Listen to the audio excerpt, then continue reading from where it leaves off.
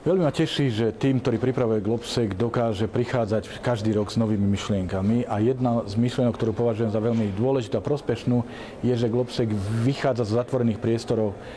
miesta, kde sa koná a začal komunikovať s občanmi. Tieto Globsec City Talks naozaj umožňujú našim ľuďom, ktorí nie sú priami účastníkmi Globsecu, aby si vypočuli názory svetových účastníkov na konferencii a naopak, aby sme dostali spätnú väzbu od nich.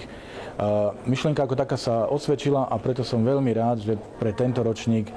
má globsekársky tým väčšiu ambíciu a že City Talks budú nielen v Bratislave, ale budú aj v Banskej Bystrici, aj v Košiciach. Myslím si, že to je nie každodenná príležitosť pre našich ľudí, ktorých zaujíma svetová politika, prejaviť svoj názor, vypočuť si názory odborníkov, expertov a chcem využiť túto príležitosť, aby som veľmi srdečne všetkých našich občanov pozval k účasti na týchto Globsec City Talks, či v Bratislave, v Bystrici alebo v Košiciach.